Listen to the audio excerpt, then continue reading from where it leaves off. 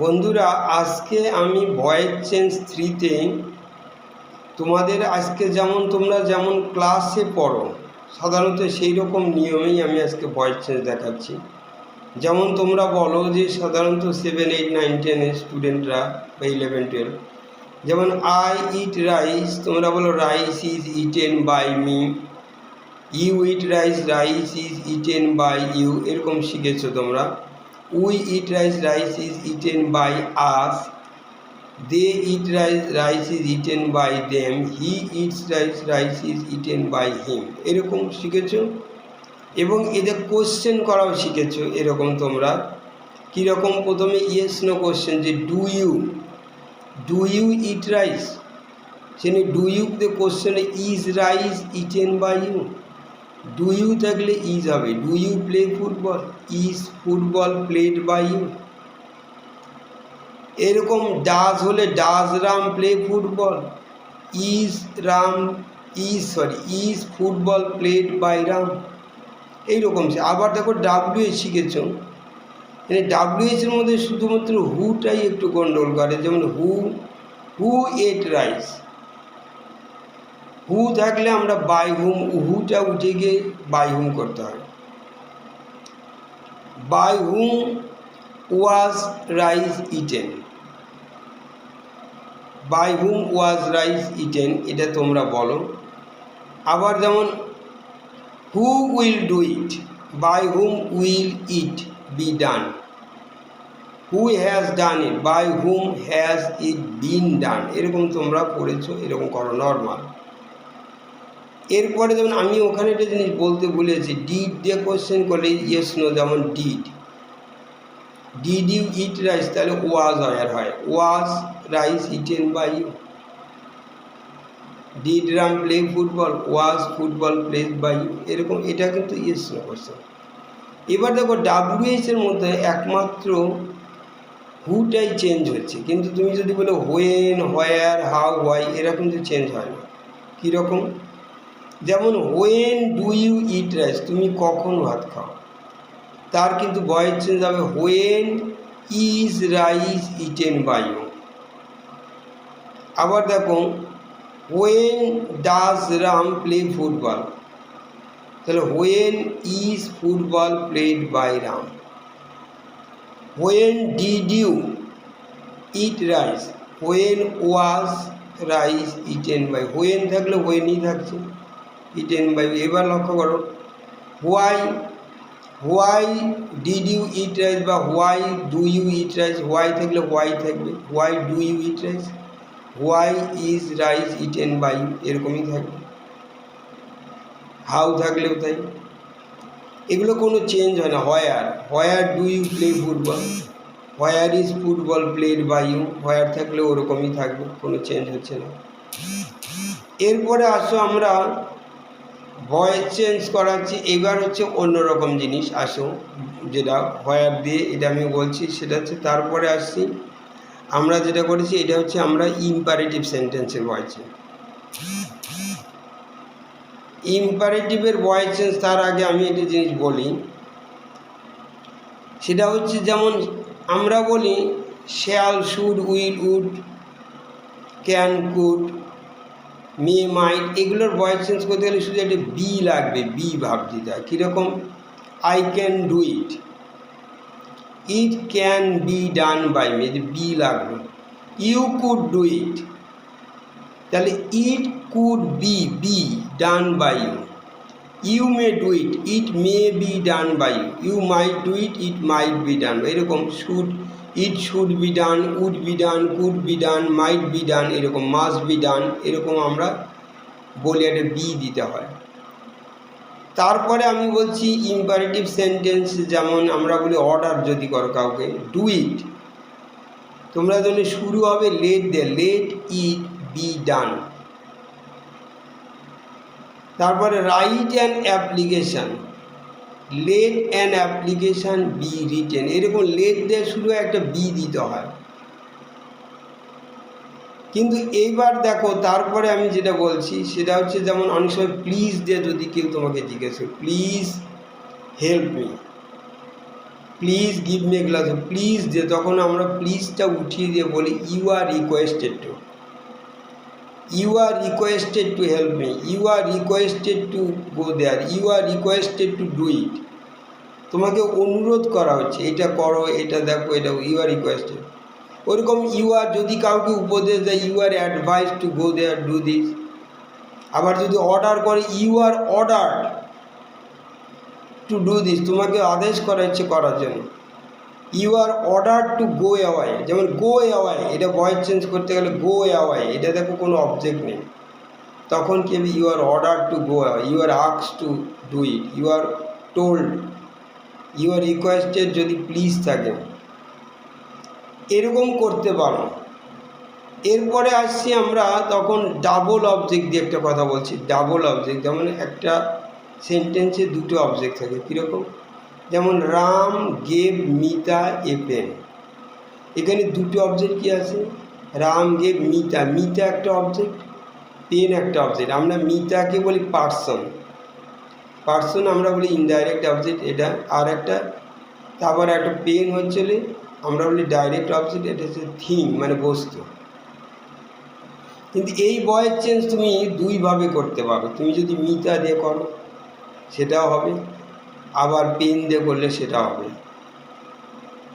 এখন এখানে যেমন Mita was given a pen by Ram, এরকম হবে, a pen was given Mita by Ram, এরকম হয়। কিন্তু এখানে একটা জিনিস আমি শিখিয়ে রাখি, ডাবল অবজেক্টে তুমি যদি অবজেক্ট দুটো সুইচ করতে পারো।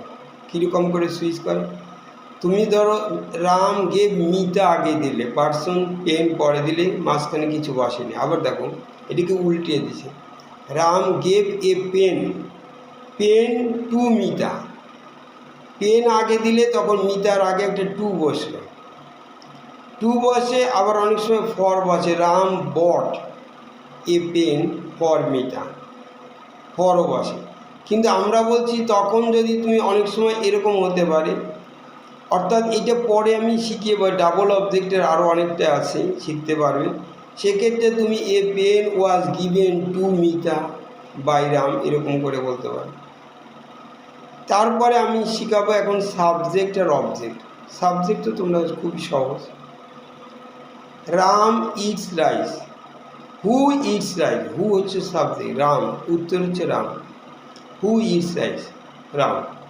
দি car runs fast, what runs fast, car হচ্ছে আমরা বলি বস্তুর জন্য হোয়াট লাগে, আর ব্যক্তির জন্য হু লাগে, হোয়াট রানস ফাস্ট। কিন্তু এইটা হচ্ছে সাবজেক্ট, কিন্তু অবজেক্টটা আমাদের দরকার, কারণ অবজেক্ট যদি না থাকে তাহলে ভয়েস চেঞ্জ হয় না, এই জন্য অবজেক্টটা শিখে রাখা দরকার আছে। কীরকম, আমি যদি Ram gave Mita a pen বলেছি, এটা দুটো অবজেক্ট আছে, রাম গেভ মিতা, মিতা হচ্ছে আমরা বলছি পার্সন মানে ব্যক্তি, এটা হুম অবজেক্ট বলে। রাম কাকে পেন দিল, হুম, হুম, তখন উত্তর মিতা, মিতাকে, এই জন্য এটা হুম অবজেক্ট হয়। আর একটা Ram gave Mita a pen, pen হচ্ছে থিং বলা হয়, বস্তু। রাম কাকে পেন দিল, রাম মিতাকে কি দিয়েছিল, তখন উত্তরটা হচ্ছিল পেন। এই পেনটা হচ্ছে আমি বলছি এটা হচ্ছে এটা হচ্ছে হোয়াট অবজেক্ট। আবার বলছি ব্যক্তি হলে হুম হচ্ছে, বস্তু হলে হোয়াট হচ্ছে। এই হুম আর হোয়াট থাকলে তাকে আমরা কিন্তু বলি অবজেক্ট আসে, এবং তখনই ভয়েস চেঞ্জ হবে। যেমন আমি বলছি যদি অবজেক্ট না থাকে, যেমন আমি উদাহরণ দিই, I eat rice, I eat rice মানে আমি ভাত খাই, এখানে ইট আর eat I subject, eat verb, আর অবজেক্ট হচ্ছে রাইস।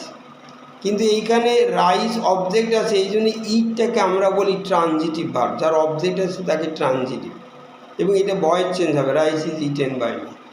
কিন্তু যদি আমি বলি আই ক্রাই, ক্রাই মানে কাঁদা, আই ক্রাই, কিন্তু এটা কোনো অবজেক্ট নেই, এটা কিন্তু ইনট্রানজিটিভ, এর কিন্তু ভয়েস চেঞ্জ হবে না।